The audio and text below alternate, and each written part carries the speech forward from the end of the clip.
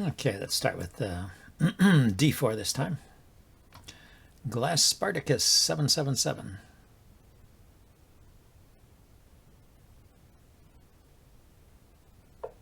Interesting name.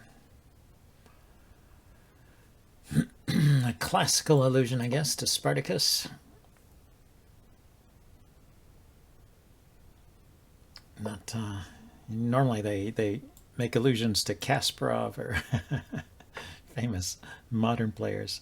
So this is the martial defense to the Queen's Gambit. It's not especially good, but, well, I can always go wrong. Okay, so there's two attackers, two defenders here.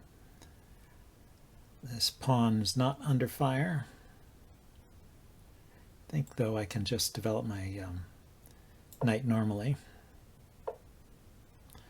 The reason why it's not particularly good is because I get a lot of free development. I get a big center, and you know, there's nothing much going on in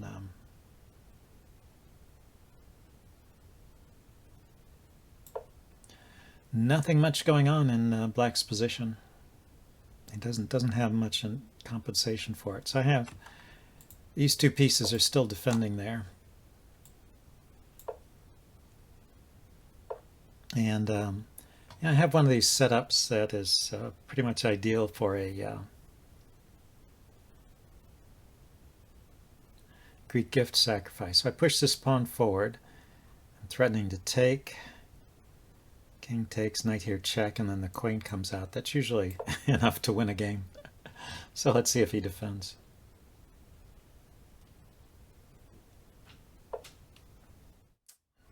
Maybe that's a defense. I check, he takes, knight check. King goes back, queen here, threatening mate. Can bring the knight here, but it's still mate. So he probably has a defense, but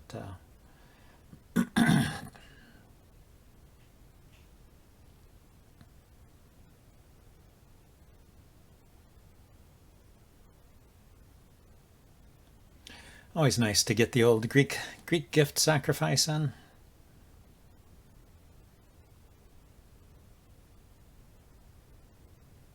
Looks like he wasn't expecting it. Yeah, whenever you have queen here, the bishop here, the knight here, and this square available, so you can bring the knight in with check. Those are like the key ingredients to this attack.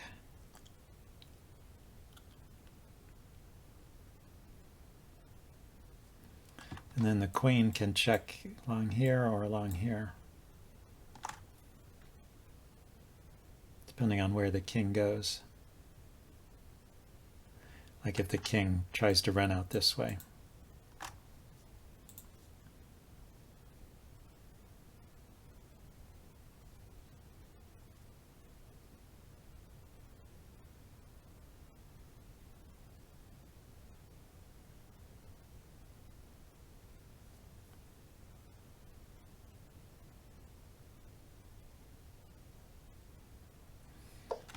Yeah, if the king goes here, then knight here is a discovered check and wins the queen. So not so good. So what's the best? There's also queen here. Queen has two plausible continuations. After the check, where does he go? He could block with the knight. That's one thing the knight has done there. So let's bring the queen here, set up a discovered attack on this king. Yeah, he can play that, but I can take en passant.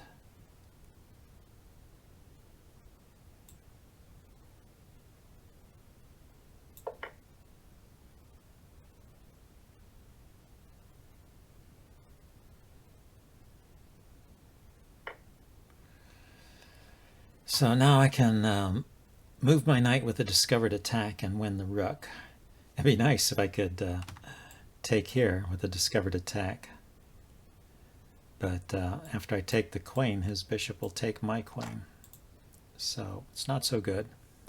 A discovered attack from here, the king can just take it. He's not threatening to take anything just yet, and the knight is guarding his escape squares. So how about if I just play pawn to h4, threatening pawn to h5 mate? How does he deal with that?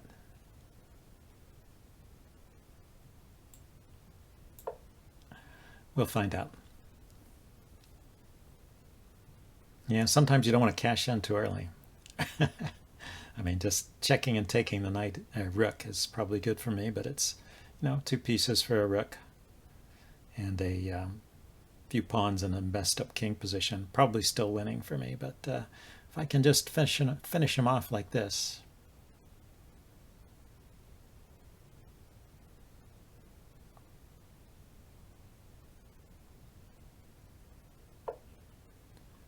Ah, he gave the king an escape square. So pawn forward check. King will go to, if it goes to this square, I have the double check and take queen. So he will go to this square. And I just need to figure out what the next move is. This knight comes in with mate. Yeah, it's a nice start to this session.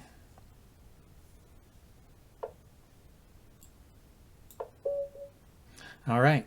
So anyway, yeah, watch out for the Greek gift. That's the lesson there. Yeah, let's play a rapid game.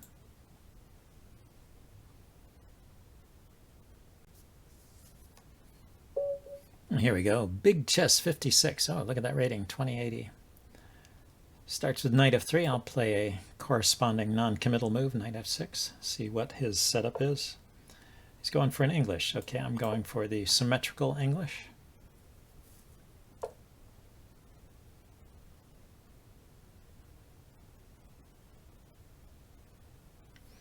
e3. I'm used to seeing g3 there, or knight to f or c3, knight c3 or g3.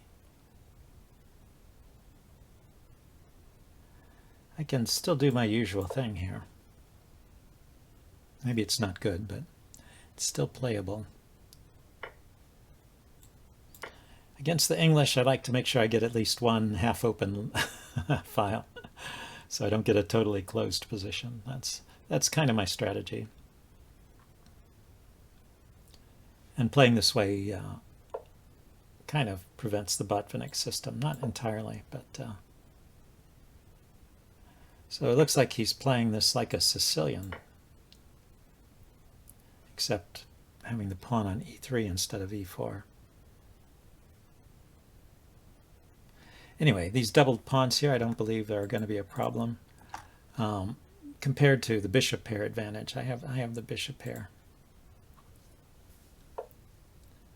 So he goes there. So I can drop my knight back to f6, and if he pushes forward, then I can bring my knight back to d5, which is a good square for it.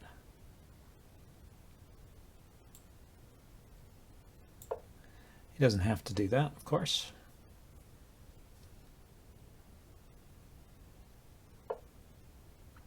If he gives me a moment, I will try and get my bishop outside the pawn chain.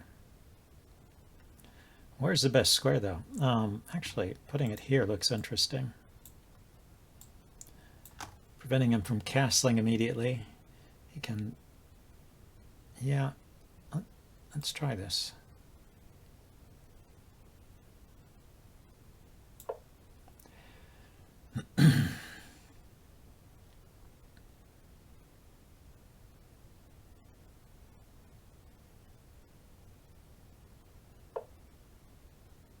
He went there anyway. Oh, look at that. I wonder if there's a trick. I mean, I assumed I could just take that.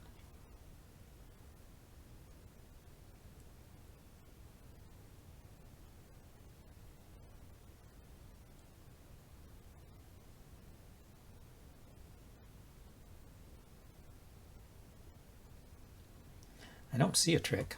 I'm going to take it. I mean, he can attack my queen with knight here, but I can trade queens. And then defend this pawn over here.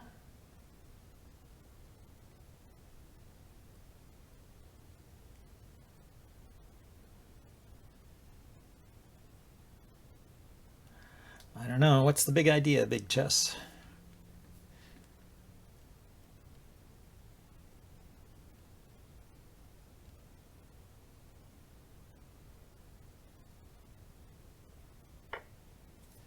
takes. Okay. Yeah, he can do that, right? You know, I guess, yeah, it would have been hard for him to bring the knight in. No, he could have brought the knight in there. Okay. So knight here was my idea. I mean, the interesting thing about bringing his knight here was that it looked at this pawn. Okay, so he's just going to play on a pawn down. He's got not a bad position here. I wonder, should I should I push the c pawn forward and just defend my bishop there? It can retreat later if it needs to. If he undermines it here, well, when he takes, I can take back.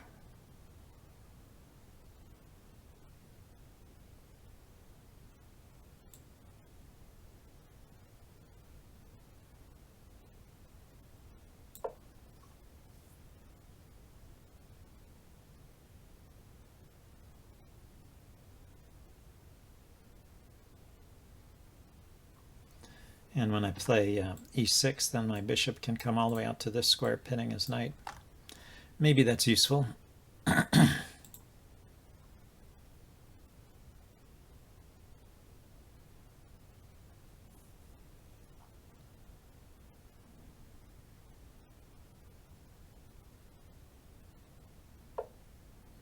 Yeah, so he attacks the bishop. I think I'll drop back now.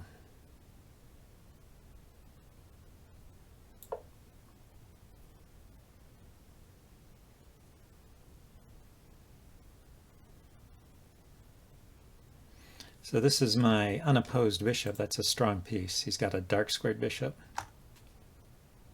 and two knights. And neither side has got their rooks in the game yet. And he hasn't got his bishop in the game, and I haven't got my dark squared bishop in the game either. So that's the first order of business. Push this pawn, maybe put a rook here, get this bishop out. So he takes first. Okay, well, just take back.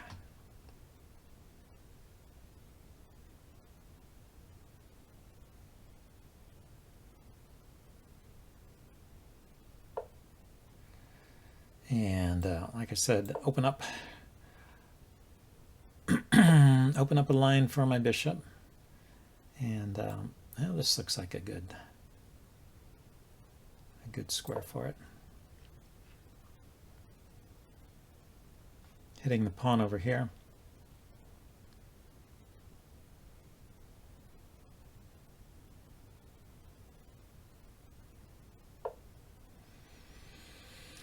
Yeah, I think he has the right idea. You shouldn't castle in this position. You should just lift your king up so your rooks are connected. But if I lift my king, he's going to push this pawn forward, I guess. So let's start with this move. I want to slow down his onrush of pawns on the king side. Oh, he doesn't mind blockading. Okay, now I will lift my king. So if ever the g pawn comes forward, I can trade it off, and I don't have to worry about the pawn coming to this square and blocking my bishop in. But he points out, my opponent points out, that he does have a good square for his knight now.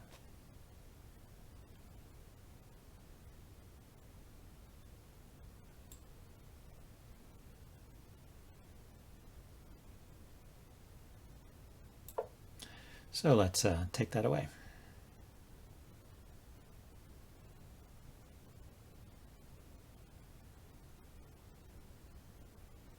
I still want to get my rooks in the game, but I do have to respect his play here. So if I play bishop here, attacking the rook, attacking the pawn,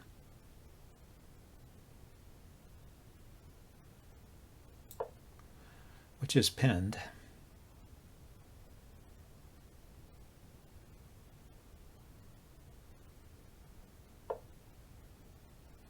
He just defends it. Okay, rook here.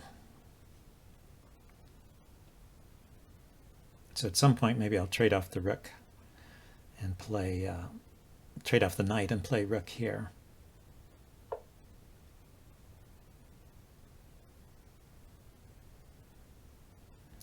But with the knight gone,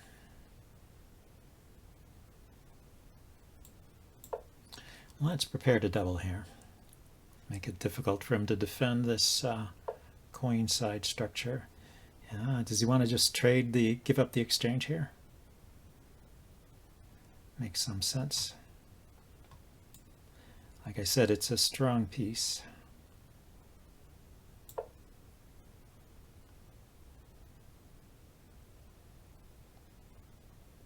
Or is he preparing some kind of sacrifice? Don't see it working. Okay, so now is it a good time to trade off the dark squared bishop for the knight? I'll take, he takes. I bring my rook here. I'm actually threatening to mate him practically. Check here, and then the king runs here, and then check here, and he's out of squares. Oh no, he can run this way. I'm threatening this pawn over here.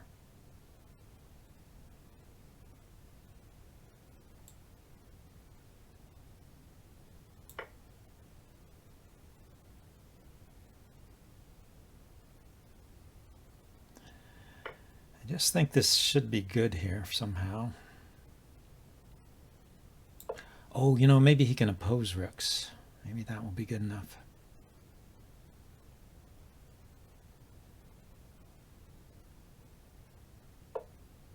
Yeah. Unfortunately, that looks pretty good.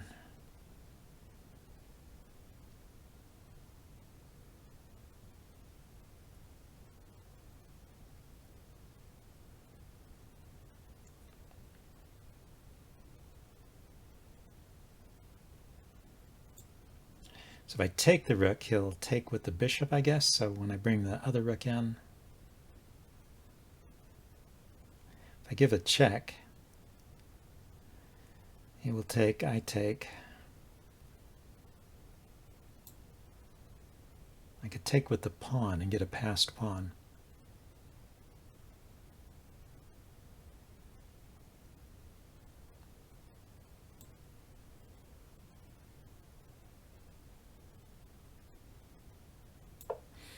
Or he could move his king, but that looks risky.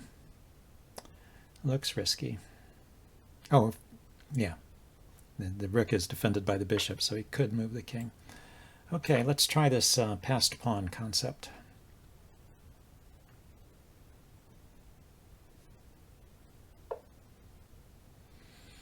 Yeah, you know, I was going to put my rook there, and he stopped that right away. Okay, we can step forward with the king here.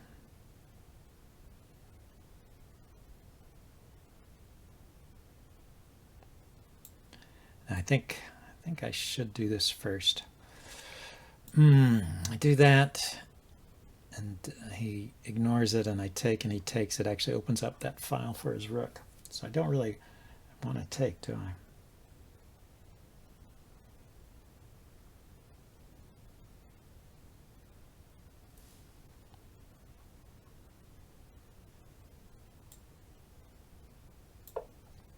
Let's activate my rook.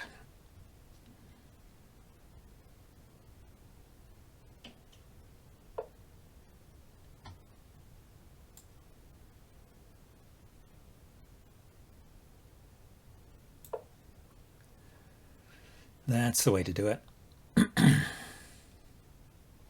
Bring the rook over here and attack this pawn quicker than he can defend it. I have to watch out for the queen side here, of course, but then I can start marching these pawns. Looks dangerous. And these pawns over here are in the way of his rook at the moment, so I'm not in a hurry to trade those off. But I have to somehow resist their advance.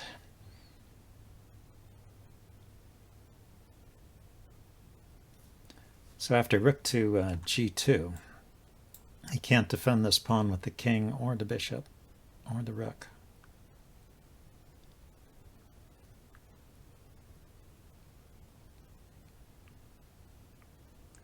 So he needs to start maneuvering now.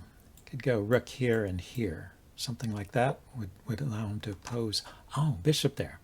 That would also work. But isn't there a problem with that? Oh, if I push the pawn forward with check, the king will take my bishop. Okay, I have time to think about this. I drop back. I'm threatening pawn forward check. King takes, and I take the bishop. And my bishop is defended here. And the king can't run away anywhere that defends the bishop. So it is threatening to win the bishop there.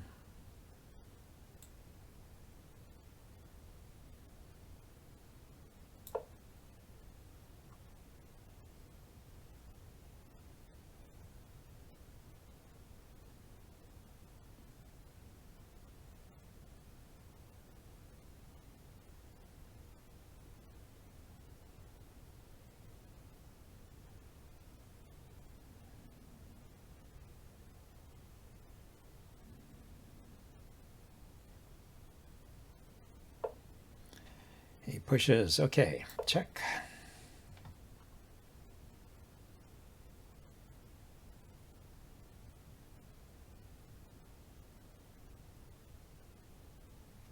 If the king runs away, I think he's in even bigger trouble. The king goes here. The bishop can go back and check him. Yeah, I couldn't. I take that back. I was thinking of something completely wrong. So anyway, I've got a passed pawn and an extra piece, but he's going to get something over here, so it's going to be close. Yep. So let's go here and just push that pawn.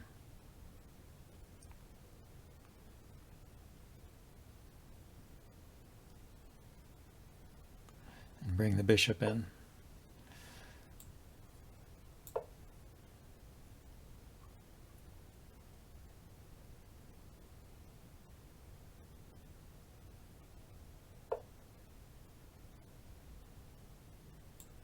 Yeah, so bishop here is what I want to do. Should I check first? No, I think I really want to force the trade. Bishop here, rook takes, king takes, and then I just retreat the bishop.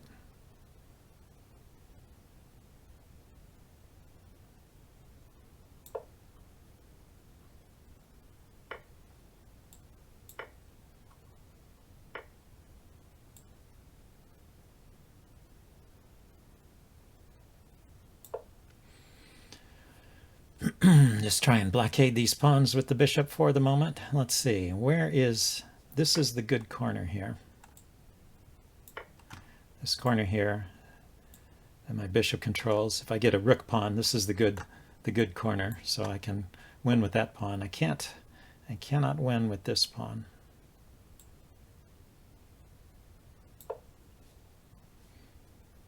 If his king gets in front, he can draw with that pawn.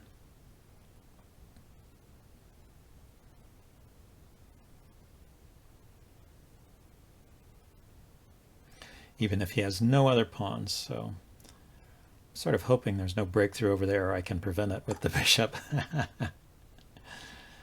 So I need one of these pawns over here to survive. Aha. He can't come forward with the king.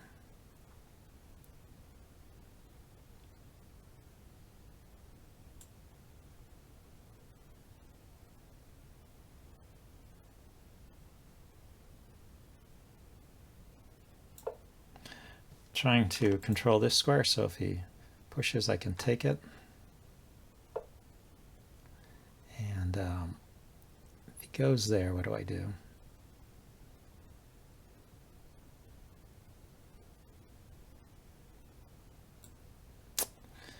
Okay, maybe that wasn't best.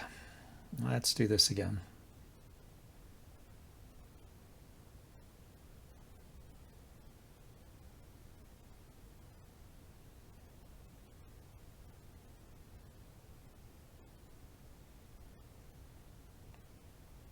It's not a repetition. I mean, it's a one-time repetition, but you have to have a threefold repetition. So I guess that would be a twofold repetition if he just goes back where he was. So I'm going to do a different bishop move, right?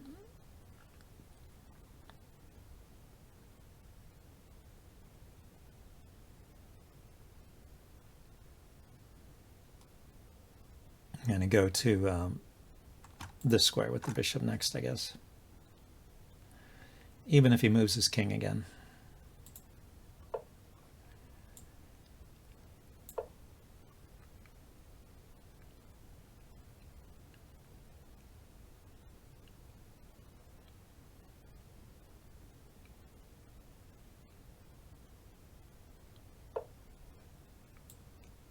And then we'll blockade like this. It looks like I can get a passed pawn here pretty soon.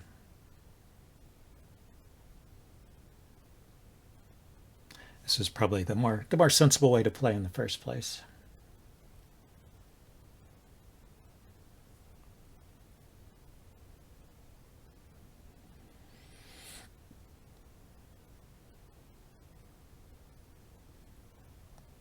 I might play a6 here next, just to make sure he can't get any tempos attacking that bishop.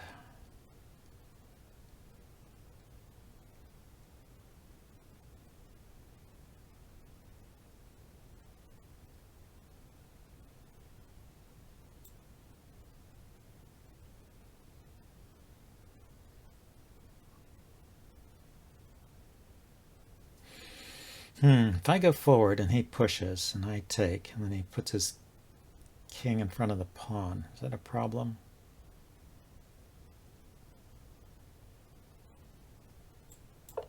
Let's just stomp these pawns. I think I can win with the extra tempos that I get from the bishop. See, like in this position, he has to go back. And I have other tempo moves with the bishop. I can just move it back and forth.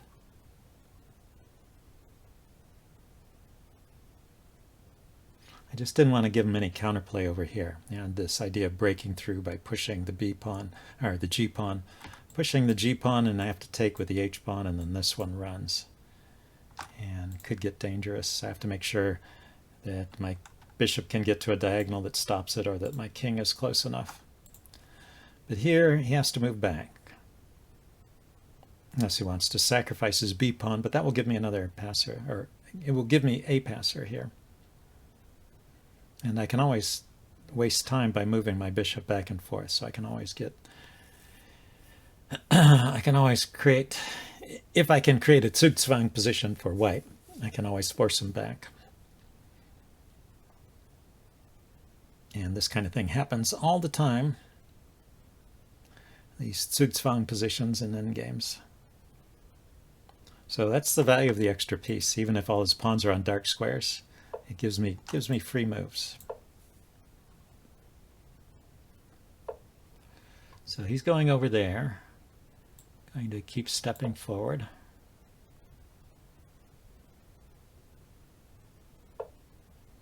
He did go that way. Okay, so let's check.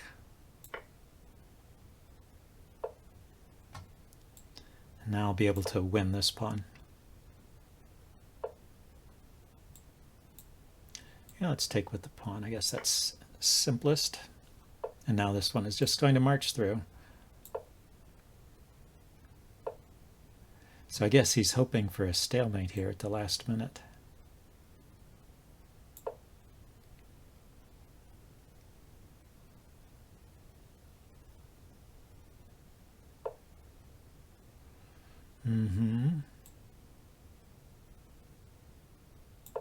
He's got two squares, one square he can go to. I go here, he's still got one or two squares he can go to.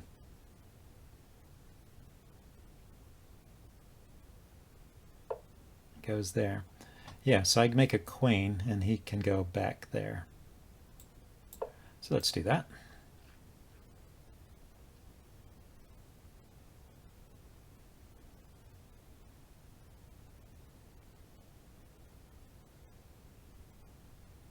He only has one move.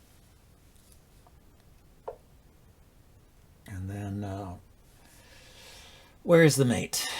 I can check here, and he can go up or down. And, oh no, I check here, he goes there, and then I mate him with the bishop, right? Check.